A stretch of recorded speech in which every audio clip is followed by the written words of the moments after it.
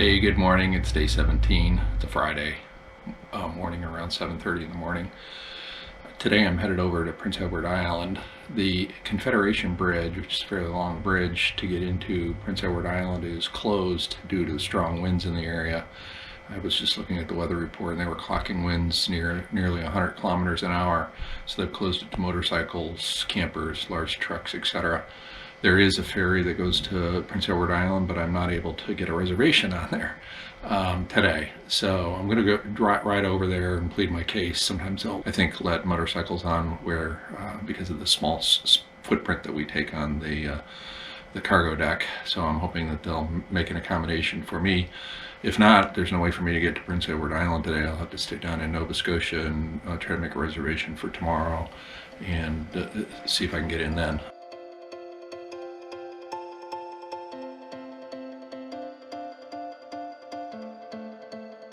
I'm off. It's drizzly, very windy. Not going to be a great day for riding, but hopefully it's only a couple hours, at least to the ferry dock, so hopefully it's not a long day of riding. Kind of misting rain, not too bad though. Winds are pretty bad, but I'm fairly protected, so it's not an uncomfortable ride, especially with all my gear on. Can't complain. 167 kilometers to go. And I was going to stop and have breakfast and upload some of my videos and pictures to the cloud, but I'm running a little bit behind schedule and I want to make sure I get there in plenty of time before that ferry departs. I think it's an 11:45 ferry and I want to be there at least an hour ahead of time to plead my case with the ferry people. Hope so I can get over to Prince Edward Island today. This road 105, it's one of these roads where you have to pay attention, trying to pick the best path through the potholes and seams in the pavement. It's dry, so it's pretty easy. It's when it gets wet and some of those color texture variations start to blend away that it becomes a lot more difficult to ride. But this is what I would describe as fairly active riding, where I'm constantly having to pick my best line. Like here, you can see obviously changed speed too. Had to pick out a good spot there to get through. So it makes the riding a little more intense. Can't be sightseeing a whole lot for my own safety.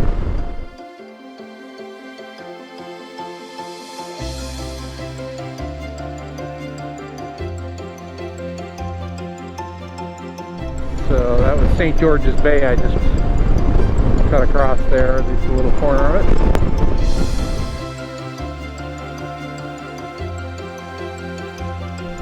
Hey, I finally made it to exit 22 off the 104. Headed to Tictou. That's how it's pronounced. Sure, Pictou. Now it decides to start spitting rain. PEI ferry, 106 north. 7 kilometers. Lane number 4. They're going to take me. The luck of the motorcyclists. We can fit anywhere.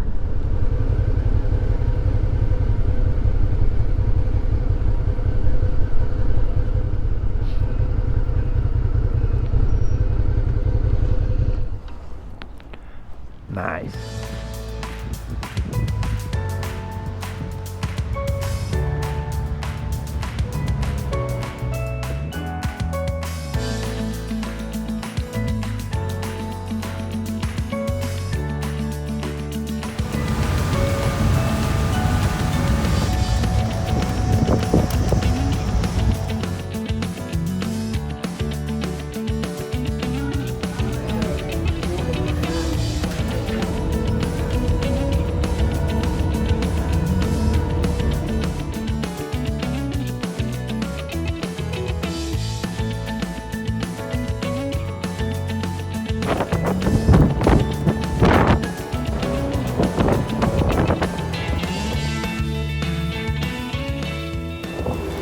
It's a little breezy out here. I talked to a motorcycle shop as the cords are showing on my rear tire now, which surprised me when I got to the ferry here.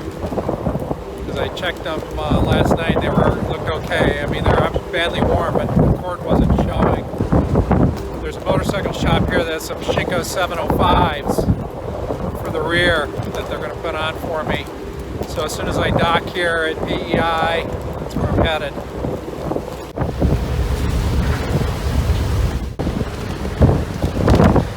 Now we're pounding into the seas. Coming in the dock. Welcome to Prince Edward Island. I have 57 kilometers to go to the motorcycle shop. First one on and first one off. I'm really excited to be able to get a new rear tire put on. I've been worried about that for the last several days. And even if he wasn't sure whether he had a matching front or not, but I still have some life left on the front, so I can live with the Shinko 705, new one on the rear. The ferry was bashing its way into, I don't know, 6 or 8 foot seas, and kind of funny to, people were all talking and everything, and then as soon as she'd shudder, and you see a huge plume of spray go off the bow, people would quiet down for a second or so, and then they'd start talking again, and then we'd hit another wave a few minutes later, and people quiet down again. These Metzler tires are by far the worst tires I've had of the 3 different sets I've gone through now on this bike. The OEM tires got me around 10,000 miles. And the Pirellis got me something like 14,000 miles. I think these Metzlers are going to be coming in around 8. And they are, because of the fact that the cord is showing, none of the other tires ever got that bad. So I probably should have only gone about 7 on them when the wear pattern started to disappear, and I thought that I could get home thinking, well, another 1,500 miles or so should be able to make that, even if the tread pattern is disappearing on me. But I did a double take this morning when I got to the ferry terminal and saw that I could now see the white cord in the center. So I was like, wow, it wasn't there yesterday. I've been looking at them every day, trying to assess how much longer I can go safely on them, but I'm clearly past that point. I'm entering Charlottetown, 32,000 miles on the bike, and only 8.6 kilometers from the motorcycle repair shop. Alright, here we go. Centennial Auto Sport and Tire. Hopefully they can do their magic.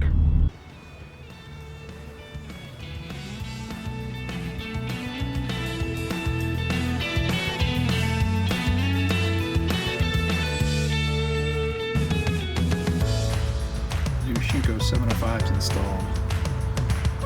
It's important. So not too bad. I got in there at a little after 2 o'clock. It's 3:45. Got two new tires put on. I'm headed to a Provincial Park that's about 40 minutes away. Maybe stop at a grocery on the way. Seems like I'm getting a little bit of a wobble in the front. But these are more knobby tires than my last several sets, so it's like a 70-30 tire, which is really more off-road than I need, but take what you can get, especially on a Friday afternoon. And these do have a really good reputation. When I first bought this bike, I spent some time looking at tires before I did a road trip, and picked out the ones that had good reviews, and we were kind of the style that I was looking for. And the Shinko 705s were they were towards the off-road side of the spectrum, but they got great reviews. So I put a list into my phone, and the Shinko 705s along with 3 or 4 other tires were on my list. So when he said he had Shinko 705s, I jumped on it. They were sitting there waiting for me to inspect, and the mechanic took the bike within 5 or 10 minutes of my getting there. So it worked out, I think, as well as it could be. Prince Edward Island is the third province of Canada I have now visited on this trip. Nova Scotia, Newfoundland, and Prince Edward Island. I don't know whether there's rain on my camera lens or not, but here we are, the Brudenell River, oh, they call it a resort. Oh, it's got quite the list of amenities, including horseback riding. They have a golf course and they even have horses. This is quite the location. Big playground for the kids. So I'm chosen site 64, and I thought it's pretty funny that they had a sign up to put your shoes inside your tent or your camper.